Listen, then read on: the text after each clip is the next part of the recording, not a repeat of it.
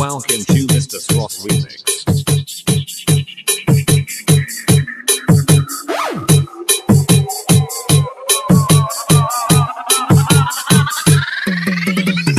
Mr. Pen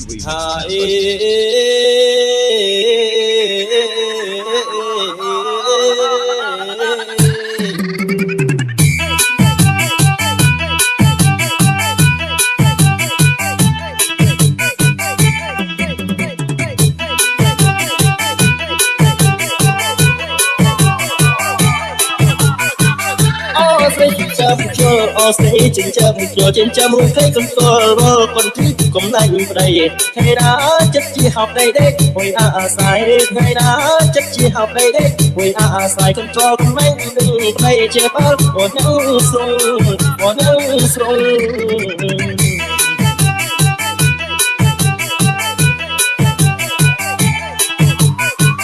Ông bỏ hiện tao xe ở nẹp úp hỏi kệ sợ cho ông tâm bài khơi ông quê bói ở sông sầu mơ club về một tí hỏi chốt sầu ông quê ớt mưa tới khơi sơ lũ về mặn cỏ mình khơi đây một cuộc người hót ơi sọp lò mình khơi đây một cuộc người hót ơi sọp lò luôn luôn cuộc hát xa xa